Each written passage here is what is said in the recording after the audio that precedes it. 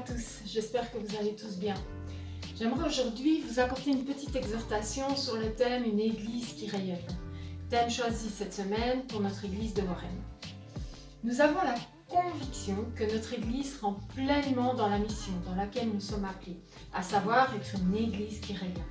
C'est notre vision et il est enfin temps de la vivre de manière concrète et que ce ne soit pas un simple slogan écrit sur un bout de papier. Cela nous concerne tous. Je vous invite à prendre la parole de Dieu dans le livre d'Ecclésiaste au chapitre 3. L'Ecclésiaste est un livre très particulier. Il contient certaines déclarations qui semblent parfois étranges à première vue. Dans les premiers versets du chapitre 3, l'Ecclésiaste met en contraste des choses opposées. Si le positif est annulé par le négatif, quel sens y a-t-il à cela ? Si nous regardons un peu plus au fond des choses, il y a beaucoup à apprendre dans ce passage.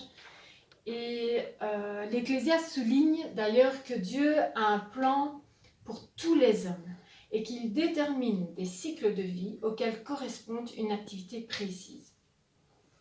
Aujourd'hui, je vous propose de nous attarder un peu sur la deuxième partie du verset 3 d'Ecclésiaste au chapitre 3. Donc nous allons donc prendre la parole de Dieu dans Ecclésiaste 3, versets 1 et 3b, qui nous dit « Dans ce monde, il y a un temps pour tout et un moment pour chaque chose. Un temps pour démolir et un temps pour construire. » Amen. Parfois, de vieux bâtiments sont démolis et de nouveaux sont construits à leur place. Ce serait si simple de se dire « on veut une église qui rayonne », alors on change la décoration de notre église avec des choses scintillantes, des choses bling-bling, et voilà. Toutes nos églises seraient très modélisées, suivant le style de chacun d'entre nous évidemment, mais spirituellement, ce serait le vide total. Le bâtiment, c'est une chose, mais nos vies, c'est une autre chose. La démolition et la construction ici concernent ta vie, concernent ma vie, concernent la vie de chacun d'entre nous. Dans le domaine spirituel, ces deux activités, démolir et construire, sont nécessaires, chacune en son temps. Lorsque Dieu d'ailleurs a appelé le prophète Jérémie, il a décrit sa tâche par ces deux expressions, démolir et bâtir. On peut le lire dans Jérémie, donc dans le livre de Jérémie, au chapitre 1 et au verset 10, cela nous dit « Tu vois, aujourd'hui, je te confie une mission auprès des peuples et des royaumes. Tu vas arracher et abattre, détruire et démolir, construire et planter. » Lorsque l'ennemi essaie de s'infiltrer dans le peuple de Dieu, lorsque la fausse doctrine cherche à gagner de l'influence, le moment est alors venu de démolir. Il faut opposer de la résistance aux efforts de Satan et les idées fausses doivent être signalées pour mettre en garde le peuple de Dieu. Mais il y a aussi un temps béni, le temps de bâtir.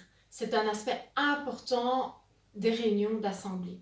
Comme Paul d'ailleurs nous l'indique dans le livre de 1 Corinthiens 4, au verset 12 et au verset 26, pour citer « Puisque vous désirez les dons de l'Esprit Saint, cherchez-les toujours davantage, mais pour construire la communauté rassemblée. » Et il nous rappelle au verset 26, « Tout cela doit servir à construire la communauté. » Nous avons vraiment besoin de l'aide du Seigneur et de sa sagesse pour discerner quand il est temps, pour une raison ou pour une autre, d'exercer ces activités de manière équilibrée selon sa parole.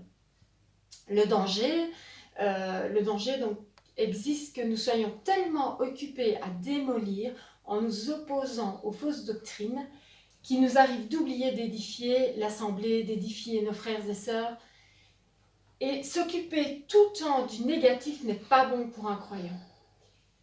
Il y a un temps pour chaque activité, donc un temps pour démolir et un temps pour construire. Prions pour que le discernement spirituel vraiment nous soit donné. Plaidons pour une église qui rayonne. Par ailleurs, Jésus nous a dit « Nous sommes la lumière du monde ». Nous devons donc être cette lumière qui brille dans ce monde. Pour terminer, j'aimerais vous laisser 5 valeurs à cultiver pour être une église qui rayonne. C'est une exhortation que j'ai lue et que j'aimerais juste partager avec vous. Ces 5 critères sont repris dans la parole de Dieu au chapitre 1 de 1 Thessaloniciens. Ça reprend l'ensemble du chapitre, donc les 10 versets. Cela pourrait demander une étude complète afin d'approfondir ce passage. Ici, je veux juste vous donner succinctement des pistes de réflexion. Donc, voici les critères. Au verset 2 et 3, Paul nous invite à être des croyants pieux, remplis de foi, d'amour et d'espérance. Au verset 4 et 6, il nous enseigne à être des croyants fidèles, qui reproduisent ce qu'ils ont appris et observé, en faisant évidemment attention aux fausses doctrines, d'où l'importance du discernement de Dieu. Au verset 7, être des croyants généreux et responsables qui partagent leurs ressources. Au verset 8, Paul nous invite aussi à être des croyants contagieux qui partagent l'évangile autour d'eux. Et enfin, au verset 10, être des croyants intègres qui traitent radicalement le péché pour servir Dieu librement. Je vous invite à les méditer et pouvoir se dire « Je démolis ce qui ne fonctionne pas en moi pour construire ma vie afin qu'elle rayonne pour Dieu. » Car le Seigneur déclare dans sa parole, dans Ésaïe 49, 6, « Je vais faire de toi la lumière des autres peuples pour que mon salut arrive jusqu'au bout du monde. » Autrement dit, Dieu va faire de moi, de toi, de nous, la lumière des autres peuples pour que son salut arrive jusqu'au bout du monde. C'est ma prière vraiment pour ma vie et pour nos vies aujourd'hui. Que le Seigneur vous bénisse et vous fortifie et vivons un amour grandissant pour Dieu et rayonnons pour lui. Prenez soin de vous et de vos familles et je me réjouis déjà du jour où l'on pourra se retrouver pour célébrer notre Dieu tous ensemble. Amen.